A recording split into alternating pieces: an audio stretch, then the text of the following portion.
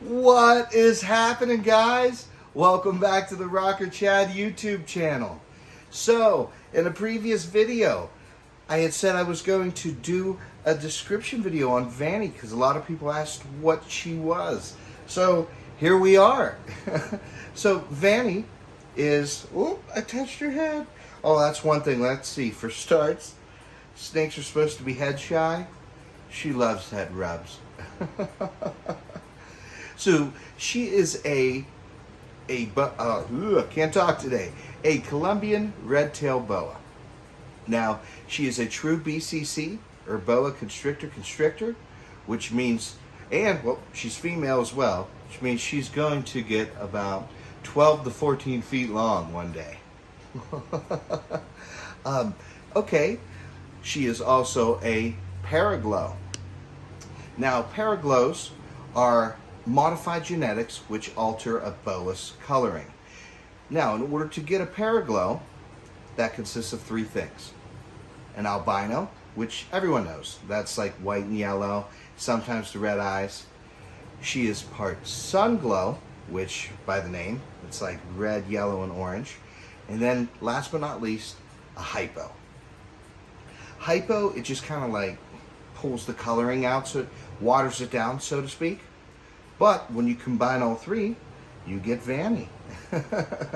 Now, not all paraglows look like this. Like her brother, one was brown and orange. Her other brother was peach. And she just so happened to turn out to be vanilla and mocha colored. Hence the name Vannie.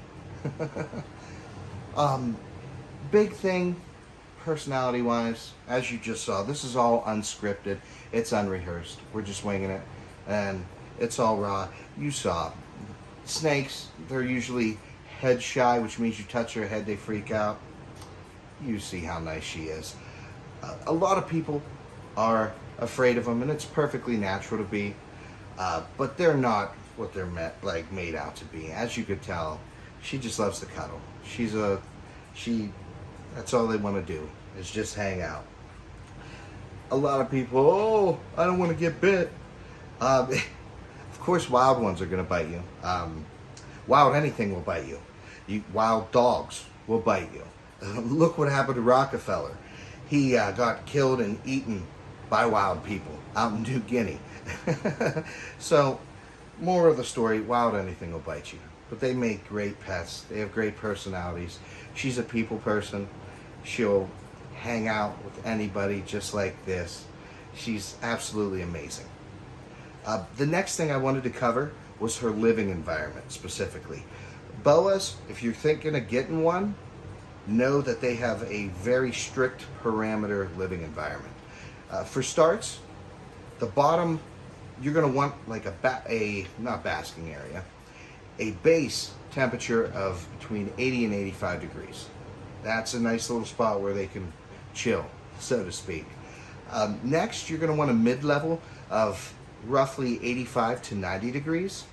And then you're going to want a basking area, they call it, of 90 to 95 degrees. That way, if they get a little chilly, they have a place to, shack up and warm up.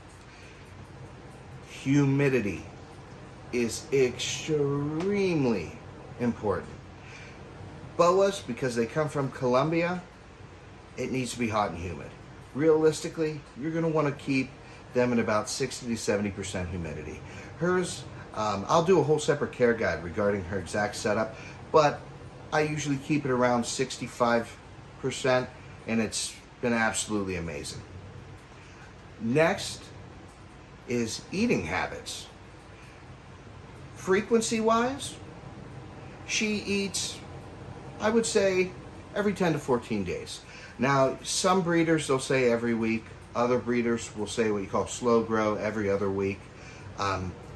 This guy says this is right. This guy says this is right. At the end of the day, as long as you're at least offering it every other week, it's perfectly fine. You're going to be good. Here's a huge thing. It is not uncommon for boas to go 3 or 4 months without eating. Vannie, I've only had her for 3 years. She's went on a couple. 4-month hunger strikes, so to speak.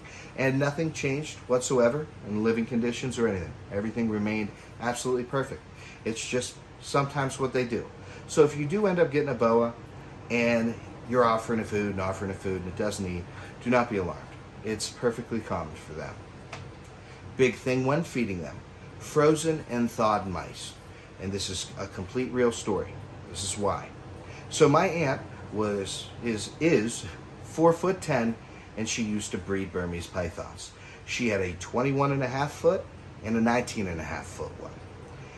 She was feeding it one day, went to throw it in, a bunny, and it smacked her in the wrist. As soon as it smacked her, it instantly let go, and then it brought its head up here and coddled because it felt bad. The reason it did that is because it knew the difference between a heartbeat and no heartbeat. So it is extremely important to feed them frozen and thawed. Especially like with her, she's going to get 12 to 14 feet. I'm not going to take any chances. Last but not least, this one isn't like essential, and not a lot of people do it. But again, she's going to get so massive and have 1-inch teeth. I'm going to take every precaution I can. The last one is do not feed them in their enclosure. Biggest part is you don't want any association with your hand and that enclosure and food. That's a better way to word it. That way, every time you reach in, the only thing she knows is, hey, I'm going to get picked up and we're going to hang out. And I'll tell you what, as you can tell, you see how tame she is. I've done those precautions and it's treated me right. But before, like I said, I'm going to be doing another video, and it's going to be all about the care guide and living conditions and all that fun stuff. I don't want to ramble on about too much just yet.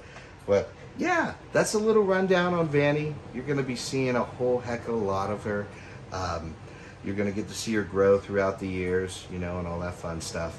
But I think we covered enough for today. I hope this video helped you understand whether, or at least sparked your interest. Thank you again for watching, and like, subscribe, and don't forget to hit that notification bar.